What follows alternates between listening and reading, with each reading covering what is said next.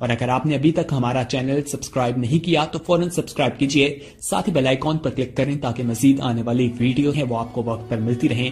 الحمدللہ رب العالمین والصلاة والسلام علی اشرف الانبیاء والمرسلین وعلی آلہ واصحابہ اجمعین۔ قال اللہ تعالی وتبارک فی القرآن المجید والفرقان الحمید۔ بسم اللہ الرحمن الرحیم۔ لا اقسم بهذا البلد وانت حل بهذا البلد ووالد وما ولد لقد خلقنا الانسان في كبد۔ صدق اللہ مولانا العظیم وصدق رسولہ النبی الکریم الرؤوف الرحیم۔ اللہم نور قلوبنا بالقرآن وزین اخلاقنا بالقرآن وادخلنا الجنة بالقرآن ونجنا من النار بالقرآن۔ قال اللہ تعالی وتبارک فی شان حبیبہ مخبرا وآمرا ان اللہ وملائکتہ یصلون علی النبی یا ایہا الذین آمنوا صلوا علیہ وسلموا تسلیما۔ اللہم صلی علی سیدنا و مولانا محمد معدن الجود والکرم صلاۃ و سلاما علیک یا سیدی یا رسول اللہ۔ میں نے آپ کے سامنے قرآن مجید کے جو کلمات تلاوت کیے ان میں اسی حقیقت کو بیان کیا گیا۔ لا اقسم بہذا البلد، آغاز ہوا شہر مکہ کی قسم سے، قسم ہے مجھے اس شہر کی، پھر وجہ قسم بھی بیان کی، وانت حل بہذا البلد، مجھے اس شہر کی قسم اس لیے کہ محبوب اس شہر میں تو جو بستا ہے، تیرا بسیرا ہے اس شہر میں، اس شہر کی گلیوں نے تیرے قدم چومے ہیں اور تیرے انفاس کی مہک اس کی فضاؤں میں بسی ہے، اس لیے مجھے قسم کہ یہاں تم رہتے ہو۔ اللہ اکبر۔ علماء کے مابین اس بات پر اختلاف ہے کہ مکہ المکرمہ افضل ہے یا مدینہ النبی صلی اللہ علیہ وآلہ وسلم افضل ہے۔ ایک علمی اختلاف ہے، بعض نے کہا مکہ المکرمہ افضل ہے، دلائل دیے، بڑا وزن ہے دلائل میں۔ بعض نے کہا مدینہ تو رسول صلی اللہ علیہ وآلہ وسلم افضل ہے، دلائل دیے، بڑا زور ہے دلائل میں۔ لیکن شیخ عبدالحق محدث دہلوی علیہ رحمہ اسی آیت سے روشنی لے کر کے لکھتے ہیں کہ جب حضور مکے میں تھے تو مکہ افضل تھا، جب مدینے آ گئے تو مدینہ افضل ہو گیا۔ جدھر جدھر سے وہ گزرتے گئے مجد و شرف بھی پیچھے پیچھے رہا، چند لمحوں کے لیے ٹھہرے تھے تم جس پیڑ کے نیچے۔ نشور وحدی کا لہجہ دیکھیے کتنا دل آویز ہے، چند لمحوں کے لیے ٹھہرے تھے تم جس پیڑ کے نیچے، سنا ہے آج تک اس پیڑ کا سایہ مہکتا ہے۔ تو مکے میں ہیں تو مکہ افضل، مدینے میں ہیں تو مدینہ افضل، تو شرف ان کے وجود مسعود سے ہے۔ وہ جدھر جدھر سے گزرتے جائیں گے وہاں وہاں ہی نور پھیلتا چلا جائے گا۔ اور پیر نصیر الدین علیہ رحمہ کا لہجہ یہاں کتنا خوبصورت دکھائی دیتا ہے۔ ایک بار وہ جدھر سے گزرے ہیں نصیر، ایک بار وہ جدھر سے گزرے ہیں نصیر، بار بار ادھر سے بہار گزری ہے۔ تو کہا کہ قسم ہے مجھے اس شہر کی، یعنی شہر مکہ کی۔ کیوں شہر کی قسم؟ وَأَنْتَ حِلٌّ بِهَذَا الْبَلَدِ، کہ محبوب اس شہر میں تمہارا قیام ہے، اس شہر میں تمہاری رہائش ہے، تمہارے انفاس کی مہک ہے اس شہر کی فضاؤں میں، اور تمہارے قدموں کو چھوا ہے اس شہر کی گلیوں نے، اس لیے قسم کہ یہاں آپ رہتے ہو۔ وَوَالِدٍ وَمَا وَلَدَ، اور قسم ہے باپ کی، اور قسم ہے جو اس کی اولاد ہے۔ والد سے مراد کیا ہے اور ما ولد سے مراد کیا ہے؟ تو اس کے بارے میں ایک قول یہ ہے کہ والد سے مراد حضرت ابراہیم علیہ السلام ہے، اور ما ولد سے مراد حضور علیہ السلام جو ان کے فرزند ہیں۔ ایک قول کہ والد سے مراد حضرت آدم علیہ السلام ہیں، اور ما ولد سے مراد ان کی ساری ذریت اور نسل ہے۔ تیسرا قول کہ والد سے مراد حضور علیہ السلام ہیں، اور ما ولد سے مراد حضور علیہ السلام کی ساری امت، حضور علیہ السلام کی ساری آل اطرت، حضور کے اصحاب۔ لیکن علماء نے پہلے قول کو ترجیح دی کہ مکہ المکرمہ کی قسم کی گئی تو پھر مناسبت بنتی ہے کہ حضرت ابراہیم کا ذکر بھی ہو. تو اس لیے والد سے مراد حضرت ابراہیم ہیں اور ما ولد سے مراد حضور علیہ الصلوۃ والسلام کی ذات ستودہ صفات ہے. تو 3 چیزیں ہوئیں جن کی قسم کی گئی. سب سے پہلے شہر مکہ کی قسم کی گئی، پھر حضرت ابراہیم علیہ السلام کی قسم کی گئی، اس کے بعد حضور علیہ الصلوۃ والسلام کے مبارک وجود کی قسم کی گئی. 3 قسمیں کر کے کہا کیا گیا. چونکہ جو خالی ذہن شخص ہو، جب اس کو کوئی بات بیان کی جائے تو قسم سے آغاز نہیں کیا جاتا. متردد الذہن کو کوئی بات کرنی ہو تو قسم سے آغاز کیا جاتا ہے، یا پھر آپ جس مضمون کو بیان کرنے جا رہے ہیں وہ اتنا اہم ہے کہ اس کی اہمیت کو اجاگر کرنے کے لیے آپ کو قسم کرنا پڑتی ہے. تو یہ جو ما بعد کا مضمون ہے جس کو میرے رب نے بیان کیا، اس سے قبل 1 نہیں 2 نہیں 3 قسمیں کی. تو پھر کان تو کھڑے ہو گئے، سماعتیں تو بچھ گئیں کہ وہ کون سی شے ہے جس کو بیان کرنا مقصود ہے، اور اس سے قبل قسم پہ قسم کی جا رہی ہے. قسم محبوب شہر مکہ کی، قسم محبوب تیرے والد بزرگوار حضرت ابراہیم علیہ السلام کی، اور قسم تیرے پاکیزہ وجود کی. اب انسان بالکل سماعتیں بچھا کے منتظر ہے کہ قسم کی کس بات کی جا رہی ہے، کس بات پہ قسمیں ہو رہی ہیں. تو جواب آیا، قسم محبوب شہر مکہ کی جس میں آپ رہتے ہو، قسم آپ کے والد بزرگوار حضرت ابراہیم علیہ السلام کی، اور قسم آپ کے پاکیزہ وجود کی. لقد خلقنا الانسان فی کبد، ہم نے انسان کو مشقتوں میں رہتا پیدا کیا ہے. یعنی انسان کی زندگی کے اندر مشقتیں، مشکلیں، آلام، مصائب، حالات کی تلخیاں، سخت مراحل، یہ اس کی زندگی کا حصہ ہے. اور ہم نے اس کو ڈیزائن اس طرح کیا ہے کہ یہ ان ساری مشکلات سے نہ بردآزما ہوگا اور حالات کی تلخیوں کا مقابلہ کرے گا، اور خیر و شر کے ساتھ ساری زندگی اس کا تعلق رہے گا. تو یہ اگر سخت جان ہوا تو زندگی میں کامیاب اور بامراد ہوا، اور اگر یہ کمزور ہوا تو پیچھے رہ جائے گا. اور اس کے لیے جو قسمیں کی ہیں وہ 3 ہیں. قسم کا اور جواب قسم کا تعلق ہوتا ہے، یعنی جس پہ قسم کی جا رہی ہے تو جو قسم کی جا رہی ہے اس کا کوئی آپس میں تعلق ہوگا. جب پھولوں کا ذکر کریں گے تو پھر اس کے متعلقات ہی بعد میں بیان کریں گے. کسی نے کہا تھا جنگل میں کوئی مے خار مرا ہے، جنگل میں کوئی مے خار مرا ہے، اسے انگور کے پتوں کا کفن دو. میاں جنگل میں مرنے والے شخص کو کسی اور درخت کے پتوں کا بھی تو کفن دیا جا سکتا ہے، لیکن صاحب مرنے والا مے خار ہے اور شراب کشید کی جاتی ہے انگور سے، تو اس کو تو ٹھنڈ تب بھی پڑے گی کہ انگور کے پتوں کا کفن دیا جائے. تو مناسبات ہوتی ہیں. تو اب جب قسم کی گئی تو قسم 3 چیزوں کی گئی، اور اس کی جواب قسم سے مناسبت کیا بنتی تھی؟ انسان کو مشقتوں میں رہتا پیدا کیا گیا، حالات کی تلخیوں سے گزرتا ہے، سخت تربیتی مراحل سے اس کو گزرنا پڑتا ہے. تو اس چیز کو بیان کرنے سے قبل 3 قسمیں کی گئی. پہلی قسم میرے حضور کے پاکیزہ شہر کی، مکہ المکرمہ کی، اس لیے کہ مکہ المکرمہ میں دیکھ لیجئے کہ صحابہ اور حضور کے ماننے والوں نے کیسے تلخ زندگی کاٹی. شجر اسلام ثمر بار ہوا تو ہمیں تو یہ کھلے ہوئے پھول دکھائی دیتے ہیں، لیکن ہم نہیں بھول سکتے کہ بلال حبشی کی پیٹھ پہ کیسے کوڑے برسے اور احد احد کیسے پکارتے رہے. تو ہم اس منظر کو دیکھیں، مکہ کے ان حالات کو دیکھیں، تو اس لیے قسم کی مکے کی، اور پھر حضرت ابراہیم علیہ السلام کی قسم کی. چونکہ حضرت ابراہیم نے جس قدر اذیتوں سے گزر کر کے، مصائب آلام کا سامنا کر کے، حالات کی تلخیوں کا مقابلہ کر کے اپنا راستہ بنایا اور اپنے رب کی رضا پائی، وہ تاریخ کا ایک انوکھا باب ہے. اس سے بڑھ کر کیا ہوگا کہ جلتی ہوئی آگ میں چھلانگ لگا دی رب کے حکم کی تعمیل میں، بیٹے کی گردن پہ چھری رکھ دی. یہ تماشا لب بام نہیں تھا. منا کی وادی میں وہ انوکھا واقعہ رقم ہوا کہ آج بھی تاریخ انگشت بدندہ ہے کیا ایک باپ، اور وہ اس بیٹے کو ذبح کرنے کے لیے آمادہ ہو گیا جو اس کی آنکھوں کا نور ہے اور دل کا قرار ہے.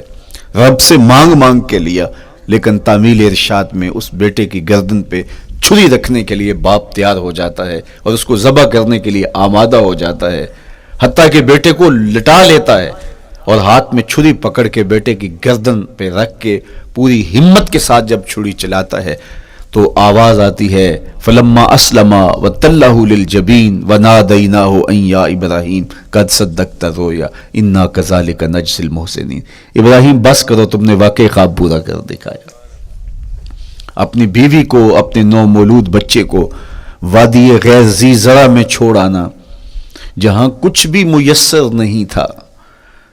یہاں آپ کو آپ کے ماں باپ چھوڑ کے جاتے ہیں، ایک خوبصورت آسودہ ماحول ہے، اور آپ کو جس مقصد کے لیے چھوڑ کے جا رہے ہیں تو وہ مقصد بھی آپ کے اور ان کے پیش نظر ہے، لیکن اس کے باوجود بھی جو ہے وہ آنکھیں نم ہو جاتی ہوں گی کہ ہم اپنی اولاد کو یہاں چھوڑ کے جا رہے ہیں، جبکہ ایک محفوظ پناہ گاہ میں آپ کو چھوڑ کے گئے.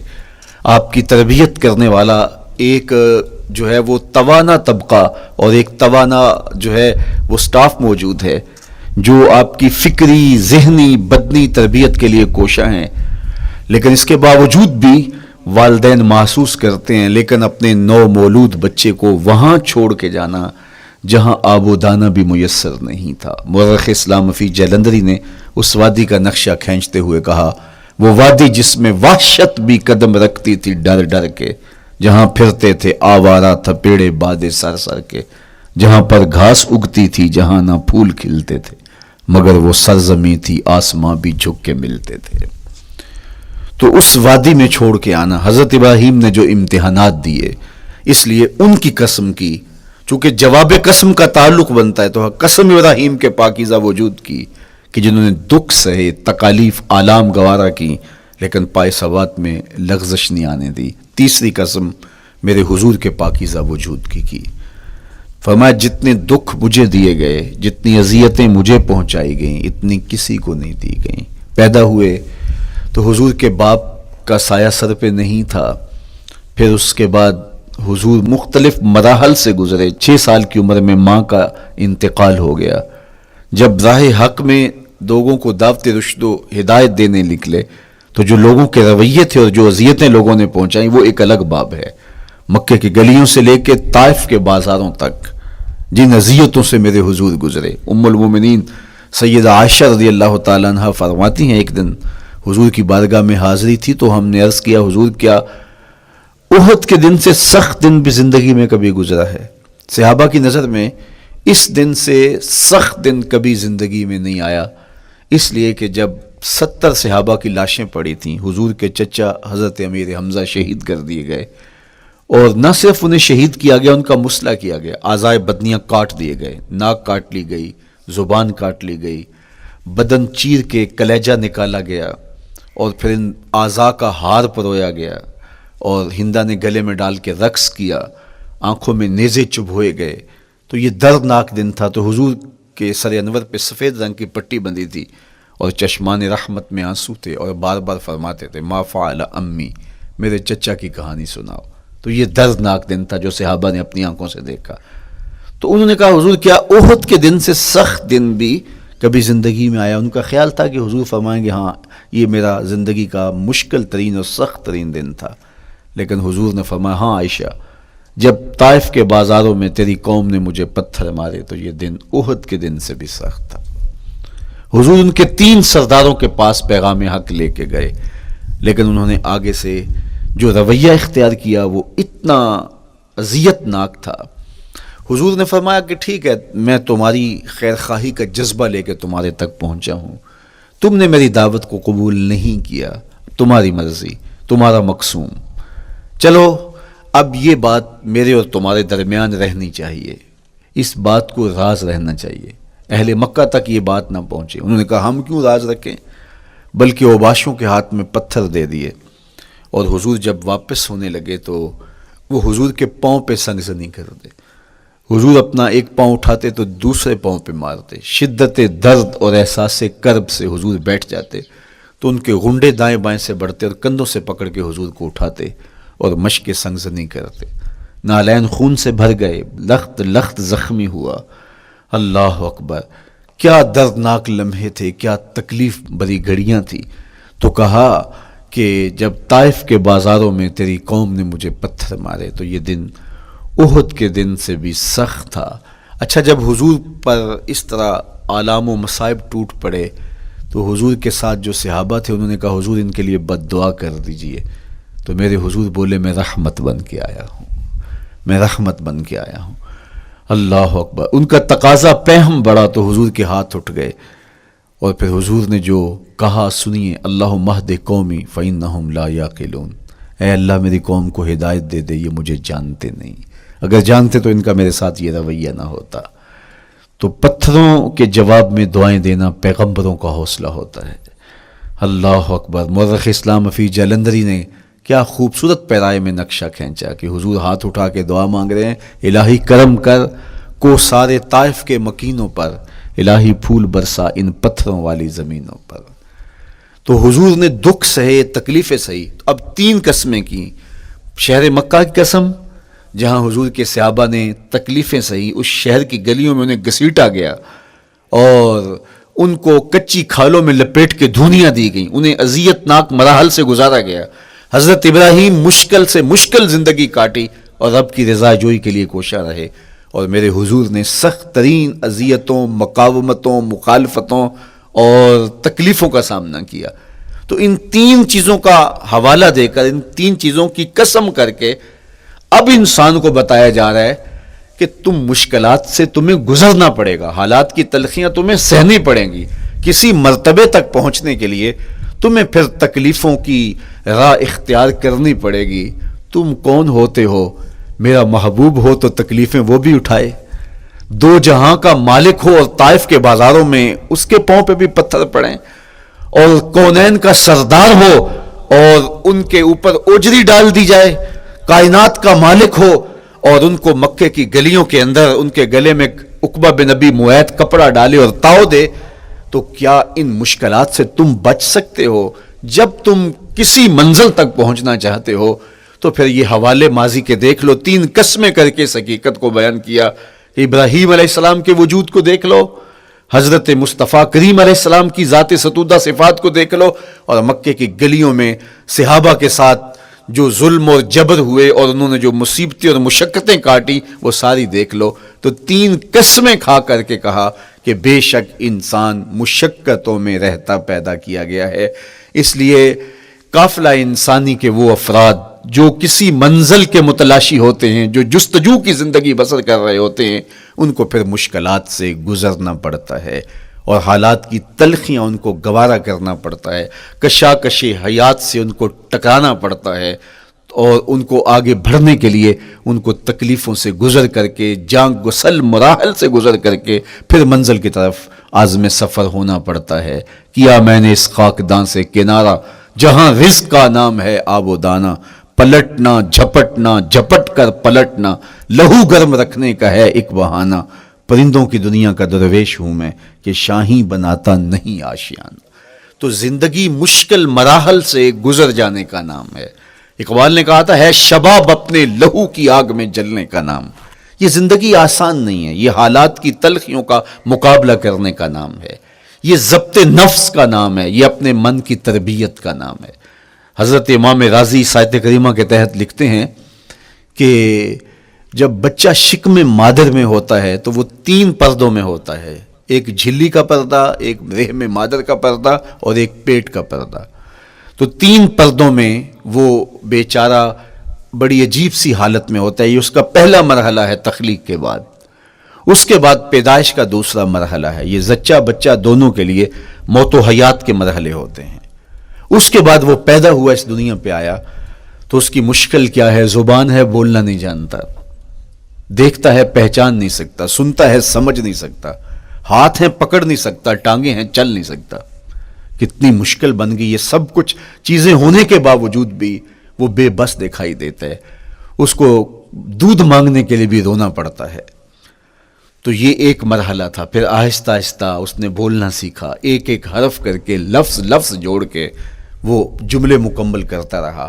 آج تو زبان کا طوطی بولتا ہے, آج تو بات کریں تو جو ہے وہ ماحول تھم جاتا ہے. لیکن انسان ذرا پلٹ کے آغوش مادر میں تیری ماں نے ایک ایک حرف تجھے سکھایا تھا, ایک ایک لفظ تجھے سکھایا تھا, لفظ کر کے حرف کر کے جملے بنے. اور آج تیری گفتار کی شوخی کے تذکرے زمانے میں ہیں, تو پھر تجھے بولنا سکھایا. تو چل نہیں سکتا تھا, آج تیری جو ہے وہ جولانیاں دیکھنے والی ہیں, تیری رفتار کو کوئی چھو نہیں سکتا ہے. تیری آنکھوں کی بجلیاں آج عقابوں سے بڑھ کر ہیں. آج تیرے کانوں کے اندر نغموں کا جہاں آباد ہے. آج تیرے ہاتھوں کی گرفت کہ آگے شیر غراں بھی ہو تو وہ بھی بے بس ہو جاتا ہے. لیکن دیکھ تو کتنا مجبور تھا. اچھا چلو وہاں سے آگے آئے, پھر زندگی کو سیکھنا پڑتا ہے, آداب سیکھنے پڑتے ہیں, کس سے کیا بات کرنی ہے سیکھنا پڑتا ہے. آگے بڑھے, جوانی کی دہلیز پہ پہنچے. جوانی انسان کی زندگی کا باقپن ہوتا ہے, عروج ہوتا ہے. اللہ اکبر. لیکن جوانی کو تقدس معاب رکھ کے منزل تک پہنچانا یہ سب سے مشکل مرحلہ ہوتا ہے. چونکہ جذبات بے قابو ہیں, خواہشیں آوارہ ہیں, اور تا حد نظر نظارے ہی نظارے جو دل کو کھینچتے ہیں. اب اپنے تقدس کو جو شخص محفوظ رکھے, کائنات میں سب سے قیمتی جوہر حضرت انسان کا اس کی عصمت کا جوہر ہے, اور سب سے حسین چہرہ وہ ہے جو جنسی کالک سے اپنے آپ کو بچا لے. تو جوانی ہو, باقپن ہو, اور پھر اپنی خواہشات کو بے قابو نہ ہونے دیا جائے, سب سے مشکل مرحلہ پوری زندگی میں یہ آتا ہے. کسی نے کہا تھا کتاب زیست کا ایک اور باب بیت گیا, شباب بیت گیا, ایک عذاب بیت گیا.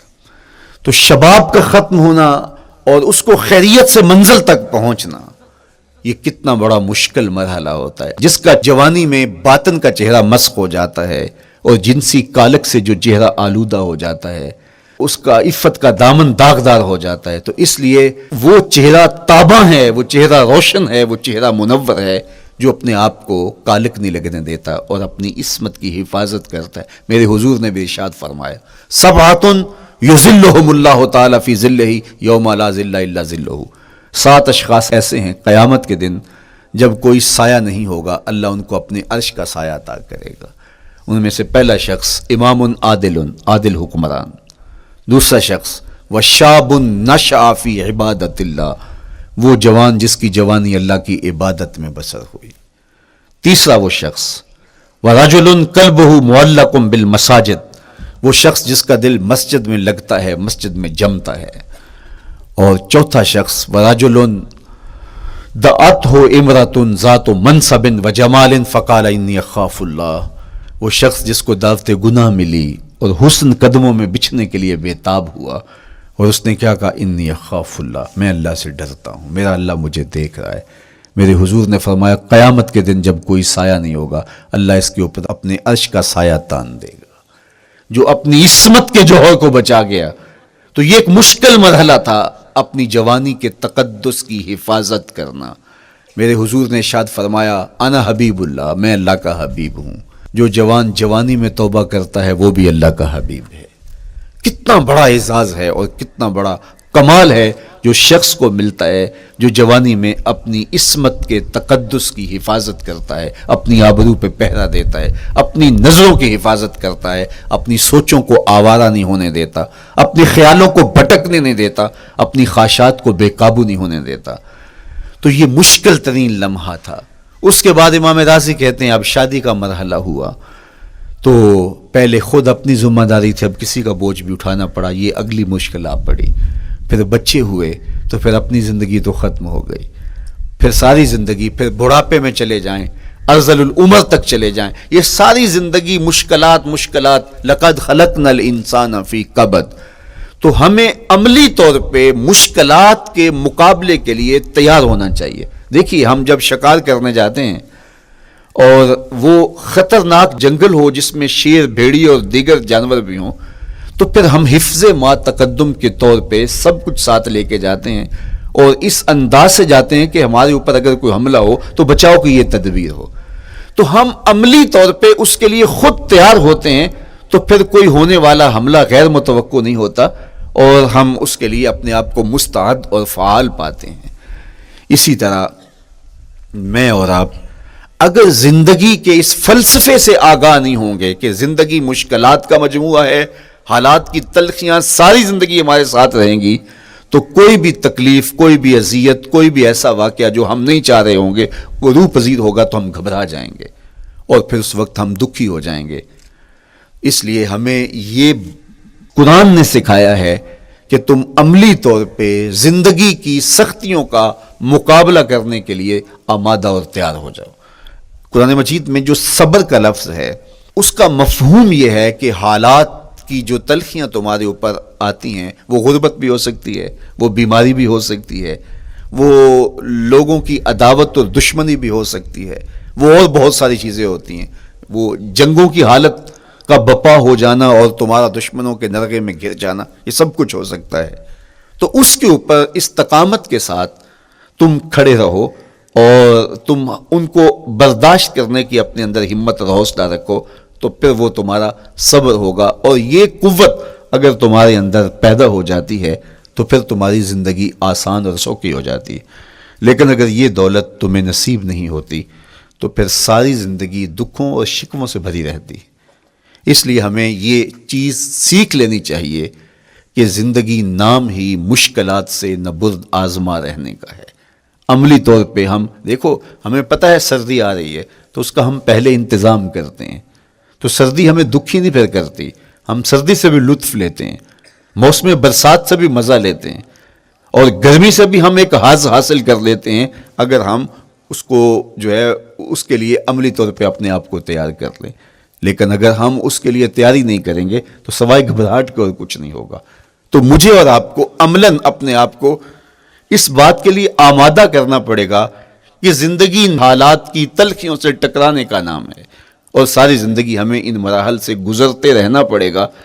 اور قرآن نے جو ہے وہ 3 قسمیں کر کے، اور 3 قسمیں بھی شہر مکہ کی اور محبوب کریم کے پاکیزہ وجود اور جناب ابراہیم علیہ السلام کی، تاکہ تمہیں پتہ چلے جب ان کو بھی ان مراحل سے گزرنا پڑا میں اور آپ کیا بیچتے ہیں۔ اس لیے ہمیں اپنی زندگی کو ان راہوں پہ ڈالتے ہوئے صبر اور استقامت، اب صبر اور استقامت کی دولت ہمیں کیسے نصیب ہوگی، یہ دولت کس طرح، یہ قوت راسخہ ہمارے اندر کیسے پیدا ہوگی، اور کس طرح ہمارے من کے اندر یہ چیزیں سمائے گی۔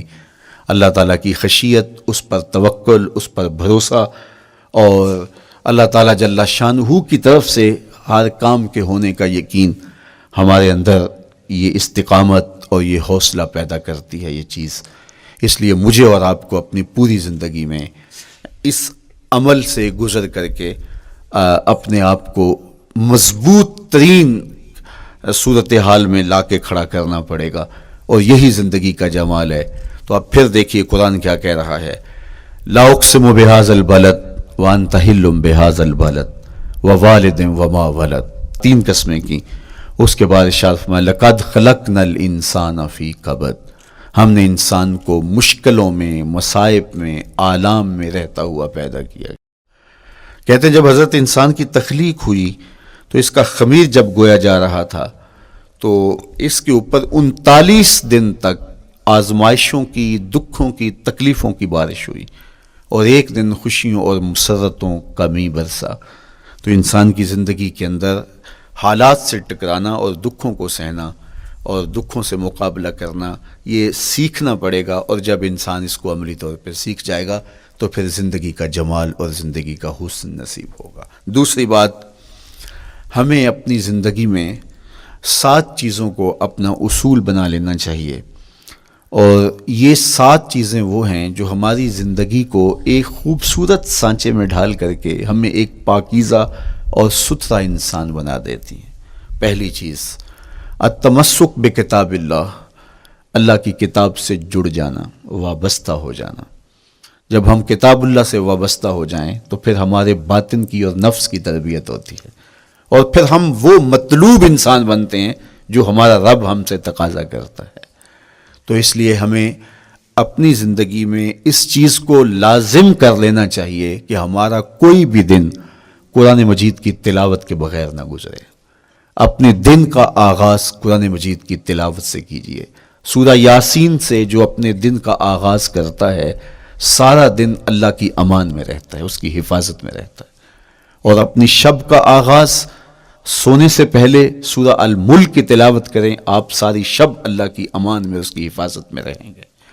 اور قرآن مجید کو سمجھ کر اس کے مفاہیم و مطالب کے ساتھ ایک رکوع کم از کم پوری زندگی، اپنی زندگی کے نصاب میں آپ کتنا وقت مختلف امور کے لیے سر انجام دیتے ہیں. یہ کتاب انسانی ہدایت کے لیے، انسانی تربیت کے لیے، اس سے کوئی اور بہتر اور مؤثر جو ہے وہ نصاب نہیں ہو سکتا ہے. انسان سازی کا بہترین ذریعہ ہے یہ کتاب، اور اس کتاب کے ذریعے سے جو ہے وہ انسان پستیوں سے اٹھ کے بلندیوں تک جا پہنچتا ہے. اقبال نے تو کہا کہ گر تمی خواہی مسلمان زیستن نیست ممکن جز بقرآن زیستن. اگر تو مسلمان بن کے جینا چاہتا ہے تو قرآن کے بغیر ایک قدم بھی نہیں چل سکتا. تو آگے چل کے اسی نظم میں کہا کہ فاش می گوئم آنکھ در دل مزمرست این کتابیں نیست چیزیں دیگرست. اگر میں کھل کے بیان کر دوں جو میرے سینے میں چھپا ہے تو میں تجھے بتا دوں کھل کے، یہ کتاب نہیں، یہ کوئی اور ہی شے ہے. کن لوگوں کو کہاں سے اٹھایا اور یہ کتاب کہاں تک لے گئی، جو باہمی جنگ و جدل میں الجھے ہوئے تھے اور حرف شناس بھی نہیں تھے، جو سواد آشنا بھی نہیں تھے. پھر انہوں نے جو ہے وہ روما کی سلطنت بھی الٹ کے رکھ دی. یہ کرشمہ تھا اس کتاب کا جس نے زندگی کا جمال ان کی روحوں کے اندر پیدا کر دیا. تو میں اور آپ اپنی زندگی میں قرآن مجید سے کبھی بھی دور نہ ہوں. روزانہ کی بنیاد پہ آپ تلاوت کلام مجید اپنی زندگی میں شامل رکھیں. انشاءاللہ اس کے اجالے دنیا میں اور آخرت میں آپ اپنی آنکھوں سے مشاہدہ کریں گے. حضرت امام احمد بن حنبل فرماتے ہیں میں نے رب سے کہا کہ مجھے اپنا قرب عطا کر. آواز آئی میرا قرب چاہتے ہو تو قرآن پڑھا کرو. یہ رب کی قربت کی بھی ضمانت ہے اور ضبط نفس اور باطن کی تربیت کا بھی ذریعہ ہے. اچھا، دوسری بات والاقتداء بسنت رسول اللہ صلی اللہ علیہ وآلہ وسلم. ہمارے لیے بہترین نمونہ ہمارے حضور علیہ الصلوۃ والسلام کی زندگی ہے. حضور کے دیا ہوا نظام حیات ہے جس پر حضور نے خود عمل کر کے دکھایا. میرا عشق رسول، میری محبت رسول اس بات کا تقاضا کرتی ہے کہ میں ان کے طریقہ حیات کے مطابق اپنی زندگی گزاروں. اسلام دعوے کی بات نہیں کرتا، دلیل ہم سے مانگتا ہے. آج میں کہتا ہوں میں عاشق رسول ہوں اور اتنا بڑا عاشق رسول ہوں کہ میرے جیسا زمانے میں دوسرا کوئی نہیں. میرے جذبات ایسے دکھائی دیتے ہیں آسمان کو چیر دوں گا اور زمین کو پھاڑ دوں گا، لیکن ہمسایوں کے ساتھ میرا سلوک بتاتا ہے کہ میں عاشق رسول نہیں ہوں. دوستوں کے ساتھ میرا رویہ بتاتا ہے کہ میں عاشق رسول نہیں ہوں. میں کسی سے وعدہ کرتا ہوں اور پھر اس پہ پورا نہیں اتر پاتا تو صاحب پھر آپ عاشق رسول نہیں ہیں، آپ کچھ اور ہیں. عشق رسول تو یہ ہے کہ میرے محبوب علیہ السلام نے کسی سے عہد کیا ہے کہ تمہارے آنے تک میں یہاں کھڑا ہوں، اور وہ جا کے بھول جاتا ہے اور میرے حضور 3 دن وہاں منتظر رہتے ہیں. وہ اچانک گزرا اور دیکھا تو حضور علیہ الصلوۃ والسلام کھڑے ہیں تو خود پریشان ہوا. صرف اتنی بات اسے کہی، صاحب تو نے مجھے مشکل میں ڈال دیا، تو نے مجھے مشقت میں ڈال دیا. عہد کیا ہے تو پھر اس کی پاسداری نبھا کے دکھائی. اللہ اکبر. میں اگر حضور سے محبت کرنے والا ہوں تو میرا رویہ بتائے کہ میں عاشق رسول ہوں. میری زبان پہ جھوٹ نہیں بول سکتی. آپ سے پوچھا گیا کہ مومن بزدلی کر سکتا ہے؟ کہا نہیں، بہادر ہوتا ہے. لیکن ہو سکتا ہے کبھی اس سے بزدلی سرزد بھی ہو جائے. پھر پوچھا گیا کہ مومن بخیل ہو سکتا ہے؟ کہا نہیں، سخی ہوتا ہے. لیکن ہو سکتا ہے کبھی اس سے بخل بھی سرزد ہو جائے. پھر تیسرا سوال حضور سے کیا گیا، مومن جھوٹا ہو سکتا ہے؟ فرمایا جھوٹا نہیں ہو سکتا. یہ پکی بات ہے کہ مومن جھوٹ نہیں بول سکتا. میں اور آپ اپنے رویوں میں دیکھیں کہ ہم کھڑے کہاں ہیں. آج ہم ان جگہوں پہ بھی جھوٹ بولتے ہیں جہاں جھوٹ بولنا ہماری مجبوری بھی نہیں ہوتی، چونکہ یہ ہماری فطرت ثانیہ اور عادت بن چکا ہے اور ہم اس کو برا ہی نہیں سمجھتے. جبکہ جھوٹ جب کوئی شخص بولتا ہے، حدیث پاک میں آتا ہے اس کے منہ سے بدبو نکلتی ہے، رحمت کے فرشتے 1 میل دور ہٹ جاتے ہیں اس سے. اور سویر سے شام تک جب ہمارے معمولات یہ ہوں تو پھر ہم کہاں کھڑے ہیں اور رحمت کے فرشتے کہاں کھڑے ہیں؟ تو حضور علیہ الصلوۃ والسلام کی سنت کا اتباع حضور کی محبت کی دلیل ہوگی. امام قرطبی نے لکھا ہے اللہ کی محبت کا کوئی دعویٰ کرے تو کیا دلیل ہوگی کہ یہ واقعی محب الہی ہے؟ تو کہا اللہ سے محبت کا دعویٰ کرنے والے کے لیے دلیل یہ ہے کہ وہ قرآن سے پیار کرے. قرآن سے پیار اور قرآن سے محبت کی دلیل یہ ہے کہ حضور کا پیار سینے میں رکھے. حضور سے محبت کی دلیل یہ ہے کہ سنت رسول سے پیار کرنے والا ہو, اور سنت رسول سے پیار کرنے کی دلیل یہ ہے کہ بدعات سے اجتناب کرنے والا ہو. ہر وہ طریقہ جو میرے حضور نے نہیں دیا اس کو اختیار نہ کرے, اس طریقے کو اختیار کرے جو حضور علیہ الصلوۃ والسلام کا عطا کرتا ہے. تیسری بات, عقل الحلال. یہ وہ بنیادی اصول ہیں جو ہماری زندگیوں میں اتر جانے چاہیے, اور ہم ایک صالح اور خوبصورت انسان بن کے اس معاشرے کا حصہ بن سکتے ہیں. عقل حلال زندگی میں شامل ہو تو زندگی کو جمال نصیب ہوتا ہے, اور باطن اور ظاہر کو طمانینت نصیب ہوتی ہے. اگر رزق پاک نہیں ہے تو آپ کعبے بھی جائیں تو وہاں بھی آپ محروم پلٹیں گے. میرے حضور علیہ الصلوۃ والسلام نے فرمایا ایک بندہ لمبا سفر کر کے گیا, اشعث اغبر کے لفظ ہیں کہ اس کے بال بکھرے ہوئے ہیں, سفر کی گرد پڑی ہوئی ہے, اور لباس بھی پھٹا ہوا ہے, شکستہ حالت, پراگندہ صورت, اور کھڑا ہے کعبۃ اللہ کے سامنے. یمد یدیہ, دونوں ہاتھ لمبے کر کر کے دعا مانگ رہا ہے, اور کیا کہتا ہے, اے اللہ ومطعمہ حرام ومشربہ حرام وملبسہ حرام وغذی بالحرام. فرمایا اس کا کھانا حرام کا ہے, اس کا پینا حرام کا ہے, اس نے جو لباس پہنا وہ حرام کا ہے. میرے حضور فرماتے ہیں بتاؤ اس کی دعا کیسے قبول ہوگی؟ اب لمبا سفر کاٹ کے حرم کعبہ میں پہنچے, غلاف کو پکڑ پکڑ کے دعائیں کر رہا ہے, لمبے لمبے ہاتھ کر کے دعائیں مانگ رہا ہے, ملتزم سے لپٹا ہوا ہے, حتیم میں سجدہ ریز ہو کے رو رو کے دعائیں مانگ رہا ہے, لیکن دعا قبول نہیں ہوتی. کیوں؟ اس لیے کہ اس کے پیٹ میں لقمہ حرام کا ہے, اس کے بدن پہ لباس حرام کا ہے. تو اسلام نے جتنا زور حلال کمانے, حلال کھانے اور حلال اختیار کرنے پر دیا ہے, تو ایک مومن اگر اسلام کے مبادیات سے بھی آگاہ ہو تو اس کی تو زندگی کے اندر جو ہے وہ حرام گھس ہی نہیں سکتا ہے, بلکہ وہ مشکوک سے بھی اجتناب کرے. چوتھی چیز, کف الاذی. اپنے آپ کو ایسا بناؤ کہ تمہارے وجود سے کسی کو ضرر اور تکلیف نہ پہنچے.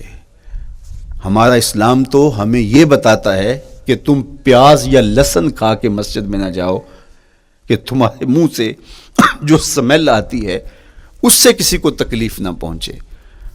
تو یہ اسلام کی دی ہوئی تعلیمات ہیں کہ مسجد میں بھی جانا ہے تو اپنے آپ کو دیکھو کہ تمہاری حالت کیا ہے, تمہاری وجہ سے کسی کو تکلیف نہ پہنچے. تمہارے رویے اتنے خوبصورت ہوں, تمہارے ہمسائے بتائیں کہ یہ واقعی مسلمان ہے. مسلمان کی تعریف کی گئی, المسلم من سلم المسلمون من لسانہ و یدہ. مسلمان کون ہے؟ جس کے ہاتھ سے, جس کی زبان سے دوسرا مسلمان بھائی محفوظ ہے, تو وہ مسلمان ہے. اللہ اکبر. ہم یہ جو کہتے ہیں السلام علیکم, اس کو کہتے ہیں تحیت المسلم, مسلمان کا تحیت. تو اس میں اس کے معنی پہ غور کریں تو ہم اس کو ضمانت دے رہے ہوتے ہیں, السلام علیکم, تیرے اوپر سلامتی ہو. تو ہم اپنی جانب سے اسے ضمانت دیتے ہیں, میرے بھائی میری طرف سے تیری عزت, تیری جان, تیری آبرو سلامت ہے, اب میری جانب سے تو پریشان نہیں ہونا, میں تجھے سلامتی کی ضمانت دیتا ہوں. اور وہ آگے سے کیا کہتا ہے, وعلیکم السلام. میرے بھائی پھر میری جانب سے بھی تیرا سب کچھ محفوظ ہے. اگر سلام کا مفہوم اچھی طرح ہماری روحوں میں اتر جائے تو پھر ایسا ہو نہیں سکتا کہ ہم جس کو السلام علیکم کہہ دیں پھر اس سے ہم دھوکہ کریں, یا اس کی آبرو پہ حملہ آور ہوں, یا اس کے مال پہ حملہ آور ہو جب السلام علیکم کہہ دیا. چونکہ جو ہمیں لفظ بولنے کے لیے کہا گئے ہیں اس کے پیچھے فلسفہ ہے لفظوں کا. یہ پھول ہیں, ان کو دیکھ کر سبحان اللہ کہنے کا کہا گیا ہے. پہاڑوں کو دیکھ کے اللہ اکبر کہنے کا کہا گیا ہے. پہاڑوں کو دیکھ کے سبحان اللہ کہہ دیں اور پھولوں کو دیکھ کے اللہ اکبر کہہ دیں, ایسا کیوں نہیں کہہ دیتے؟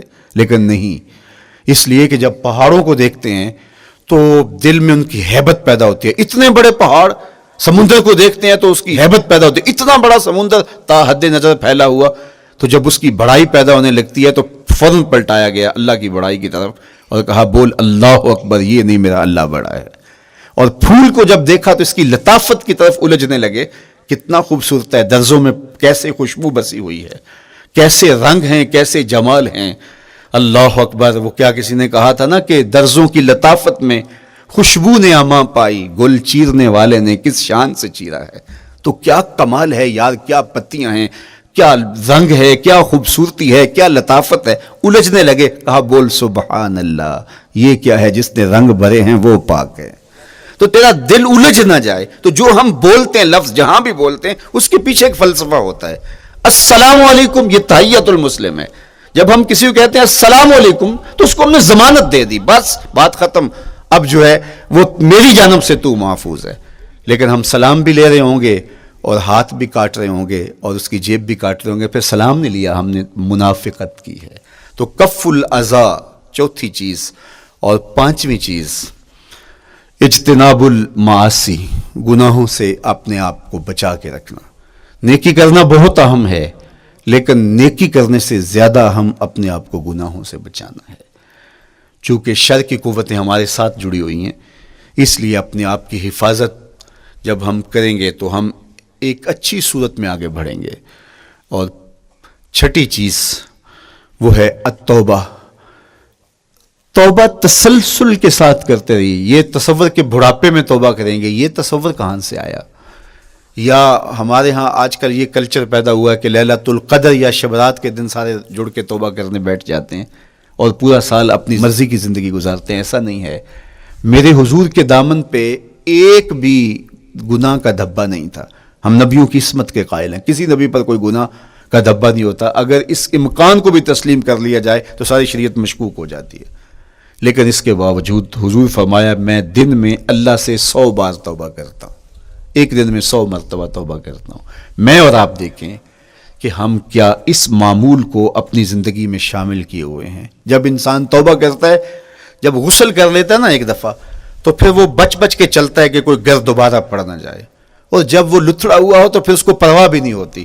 اس لیے ہمیں بار بار غسل کرنے کی، بار بار توبہ کرنے کی تلقین کی گئی ہے، تاکہ ہم پھر نئے گناہوں سے بچتے رہیں گے۔ تو اپنی زندگی میں توبہ کا تسلسل کیجئے، شام سویرے صبح بار بار اللہ سے توبہ کی اور رجوع کیجئے۔ اور آخری چیز ادا الحقوق، حقوق کا ادا کرنا۔ ہمارے ذمے جو حقوق عائد ہوتے ہیں وہ ہمارے والدین کے ہیں، وہ ہمارے بہن بھائیوں کے ہیں، وہ ہمارے دوستوں کے ہیں، ہمسایوں کے ہیں، ہمارے اساتذہ کے ہیں، کلاس فیلوز کے ہیں۔ وہ حقوق حتیٰ کہ جانوروں کے کیوں نہ ہوں، تو ان حقوق کو ہم ادا کرنے والے، دستبردار نہیں ہو سکتے ہم ان حقوق سے۔ یہ مومن کی زندگی ہے، یہ ہمارا نظم حیات ہے، یہ اسلام کا دیا ہوا منشور ہے، یہ طریقہ زندگی ہے کہ ہم ایک ایک کے حق کو ادا کرتے ہوئے اپنی زندگی کو بسر کریں۔ بالخصوص میں طلباء سے مخاطب ہوں کہ یہ عمر تربیتی اعتبار سے سب سے اہم عمر ہے۔ سیدنا علی المرتضیٰ رضی اللہ تعالیٰ عنہ فرماتے ہیں کہ 15 سال سے لے کر کے 20 سال تک کی عمر میں انسان کے نظریات پختہ ہوتے ہیں اور اس کی عادتیں جمتی ہیں۔ یہ دوسرے کہتے ہیں 13 سے 19 سال تک کی عمر، وہ کہتے ہیں یہ بڑی اہمیت کی حامل ہے۔ تو 13 سے 19 سال یا 15 سے 20 سال تک کی عمر، بعض کا تو ہوتا ہے کہ ابھی بچے ہیں، ماں باپ بھی سستی کرتے ہیں کہ ان کو تہجد کا عادی اب کیوں بنائیں، ابھی تو یہ بچے ہیں، ان کو ان چیزوں سے، چھوٹی چھوٹی چیزوں کا عادی اب کیوں بنائیں، جب بڑے ہوں گے، سمجھدار ہوں گے، ذمہ داریوں کا بوجھ آئے گا، سب کچھ کر لیں گے۔ تو پھر اس وقت کرنا مشکل ہوتا ہے، پھر کر نہیں پاتا بندہ۔ تو جو سیکھنا ہے، جو عادتیں پختہ کرنی ہے، وہ اسی زندگی میں ہوتی ہیں۔ تو یہ آپ کا ایک موقع ہے، آپ کو ایک ماحول فراہم ہوا ہے۔ آپ کے ہمسائے آپ کے کلاس فیلوز ہیں جو آپ کے ساتھ کمرے میں رہ رہے ہیں۔ ہمسائیگی کے حقوق ادا کرنے کا جو انداز ہے وہ یہاں ہی سیکھیے اور اپنے اندر اس کو متحقق کیجیے اور پختہ کیجیے۔ اسی طرح اپنے گفتگو کے لہجوں میں شائستگی، اپنے انداز کے اندر خوبصورتی اور اپنے رویوں کے اندر جمال پیدا کرنے کی کوشش کریں، اپنے آپ کو مؤثر بنائیں، اور شریعت کے بتائے ہوئے اصولوں اور ضابطوں کے مطابق آپ جب زندگی کے چند دن گزار لیں گے، پھر زندگی گزارنے کا نشہ آنے لگ جائے گا۔ چونکہ جب ہم اپنی خواہش کی زندگی گزارتے ہیں تو پھر ہم خود بے چین اور مضطرب ہوتے ہیں، اس لیے کہ ہمیں اس طرح زندگی گزارنی چاہیے جس طرح ہمارے رب نے ہمیں بتایا ہے۔ آپ کوئی بھی مشین خریدتے ہیں، کوئی بھی چیز لیتے ہیں تو اس کے ساتھ چھوٹی سی بک دیتے ہیں، آپ کو اس کا طریقہ استعمال بتاتے ہیں کہ اس کو یوں استعمال کرو گے تو دیر پا اس کے فوائد حاصل کرو گے۔ اگر یہ مائک ہم اس طرح استعمال نہیں کرتے، اپنی خواہش سے استعمال کریں گے، تو پھر نتیجہ کیا ہوگا کہ تھوڑے دنوں کے بعد جو ہے وہ خرابی کی طرف سلسلہ چلے گا۔ اس طرح یہ وجود جس پاکیزہ ذات نے بنایا ہے، اس نے ہمیں بتایا ہے کہ اس کو استعمال کیسے کرنا ہے اور اس زندگی کو کیسے گزارنا ہے۔ اور پھر انسان کو ایک ماڈل اور نمونہ بھی چاہیے، تو کہا نمونہ دیکھنا ہے تو محمد عربی کی ذات دیکھ لو، ادھر دیکھتے جاؤ اور زندگی گزارتے جاؤ، دیکھنا تمہاری زندگی کتنی خوبصورت اور کتنی پروقار گزرتی ہے۔ اللہ آپ کو دنیا آخرت کی برکتیں دے، اپنی پناہوں اور اپنی امان اور اپنی حفاظتوں کا حصار دے، اور آنے والا کل اللہ بہتر فرمائے، میرے وطن کی خیر کرے، میرے ملک کو امن کے اجالے دے، یہاں دہشت گردی کے سلگتے الاؤ ٹھنڈے کر کے امن کی بہاریں پیدا کر دے۔ کی محمد سے وفا تو نے تو ہم تیرے ہیں، یہ جہاں چیز ہے کیا لوہو قلم تیرے ہیں۔ وآخر دعوانا ان الحمدللہ، وانا ان الحمدللہ، وانا ان الحمدللہ، وانا ان الحمدللہ۔